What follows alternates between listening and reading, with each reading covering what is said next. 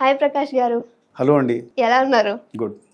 So మిమ్మల్ని చూడగానే నాకు ఒక క్వశ్చన్ అడగాలనిపించింది. రీసెంట్‌గా మా ఫ్యామిలీని అడిగాననమాట. మూవీకి వెళ్దామా అందరం కలిసి అని. సో అప్పుడు వాళ్ళు ఏమన్నారంటే, మూవీకా మా కాలంలో అయితే అందరం కలిసి ఫ్యామిలీ ఓరియెంటెడ్ మూవీ ఎళ్లి చూసేవాళ్ళం. బట్ ఇప్పుడు మీతో ఎళ్లి చూడాలంటే కూడా అసలు ఆ మూవీ చూడొచ్చా లేదా అని ముందు రివ్యూ కనుక్కొని ఎళ్ళాల్సొస్తుంది అని. అంటే మన ఈ 2000s నుంచి చూసుకుంటే అసలు ఫ్యామిలీ ఓరియెంటెడ్ మూవీసే రాలేదు అంటారా? అలా లేదండి. మీరు అన్నట్టుగా ఎక్కువ మాస్ యాక్షన్ సినిమాలు అవి ఇవి ఉండేవి. బట్ మనకున్న టాప్ 4 స్టార్స్‌లో కూడా వెంకటేష్‌కి ఒక వేరే స్థానం ఉంటుంది. అంటే ఫ్యామిలీ ఓరియెంటెడ్ మూవీస్ చాలా చేశారు. అండ్ ఆయన 2001లో చేసిన ఒక సినిమా 'నువ్వు నాకు నచ్చావు' అనేది అది కల్ట్ క్లాసిక్ అయింది. అది దాన్ని ఈరోజు కూడా తెలుగు సినిమాల్లో వచ్చిన హోల్సమ్ ఫ్యామిలీ ఎంటర్‌టైనర్స్‌లో అది ఒక టాప్ 10లోనో ఎక్కడో ఉంటుందన్నమాట. ఇప్పటికే ఆయనకు ఫ్యామిలీ హీరోగా పేరు వచ్చింది. ఈ సినిమా వరకే 'సుందరకాండ', దెన్ 'ఇంట్లో ఇల్లాలు వంటింట్లో ప్రియురాలు', దెన్ 'పవిత్ర బంధం' ఇట్లాంటి ఫ్యామిలీ ఓరియంటెడ్ సినిమాలు చాలా చేశారు ఆయన. అండ్ కామెడీ టచ్ తోటి ఉన్నాయి కూడా 'ఇంట్లో ఇల్లాలు' ఇలాంటివి.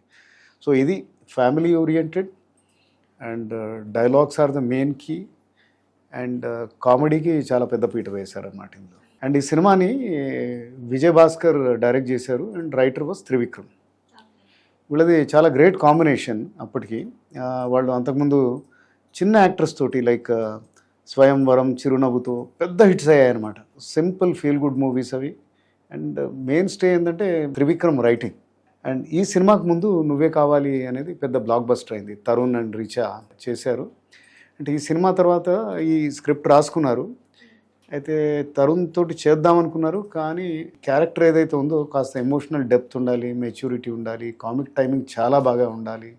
అంటే అప్పటికే అంటే ఈ టాప్ స్టార్స్లో ఉన్న వాళ్ళలో ఆ కామిక్ టైమింగ్ బాగా ఉన్న యాక్టర్ అండ్ ఫ్యామిలీ ఓరియంటెడ్ సినిమాలు తీసేది వెంకటేష్. సో వాళ్ళు వెళ్ళి సురేష్ ప్రొడక్షన్స్లో అడిగారు, డేట్స్ ఉండే, దెన్ ఆ సినిమా వచ్చిందనమాట. అండ్ బాగా వచ్చింది ఇది.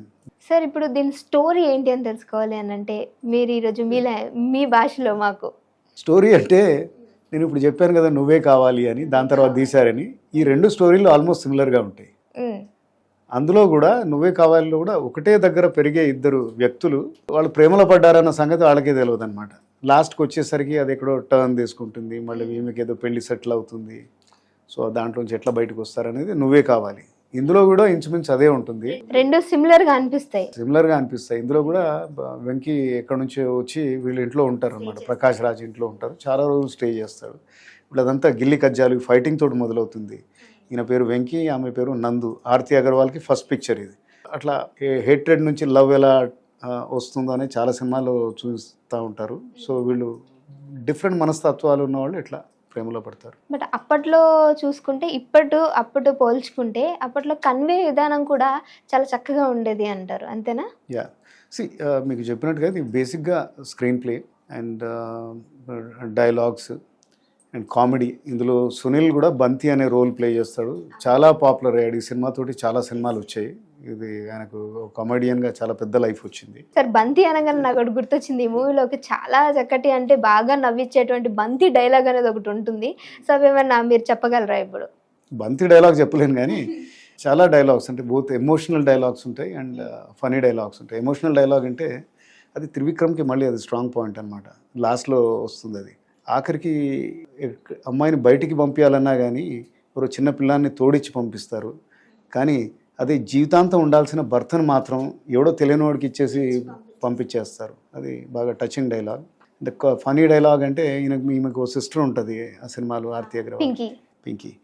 పింకీ ఈజ్ జస్ట్ వెంకీ అంటుంది ఆర్తి అగర్వాల్ ఇక్కడ. అండ్ వెంకటేష్ ఫస్ట్ వాళ్ళ ఇంటికి వచ్చినప్పుడు ప్రకాష్ రాజ్ అడుగుతాడనమాట, ఏం చేద్దాం అనుకుంటున్నావు ఏంటి అంటే, ఏమి చేయాలని ఆలోచిస్తున్నా కానీ తొందరపడి ఏదో ఒకటి చేద్దామని అనుకోవట్లేదని అంటాడనమాట. సో అట్లాంటి డైలాగ్స్ ఉంటాయి. అండ్ సాంగ్స్ ఆర్ ఆల్సో అన్ని సాంగ్స్ చాలా హిట్ అయ్యాయి.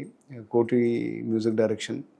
ఓ నవ్వు చాలు ఎన్నెన్నో వలలు వేస్తూ అల్లుకుంటుంది.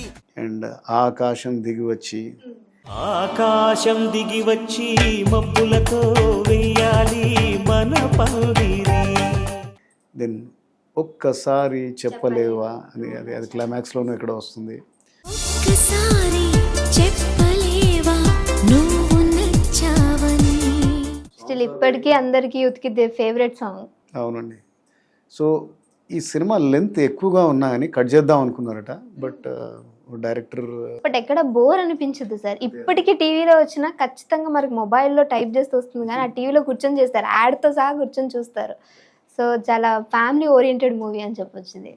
సో ఈ రోజు కూడా దీని పాపులారిటీ అదే, అండ్ క్రేజ్ కూడా అలానే ఉంది. అందరూ చూస్తూనే కంటిన్యూస్గా చూస్తూనే ఉంటారు. ఎప్పుడు టీవీలో వచ్చినా కానీ అట్లీస్ట్ కొన్ని సీన్స్ అన్నా చూడడం అది ఇది. So this is a cult classic. Thank you Prakash గారు, చాలా చక్కటి మంచి ఇన్ఫర్మేషన్ ఇచ్చారు. సో నాకు తెలిసి యూత్ అందరికి కూడా ఈ మూవీ అంటే చాలా ఫేవరెట్. అది మీ మాటల్లో ఈరోజు వినడం చాలా మంచిగా అనిపించింది. Thank you.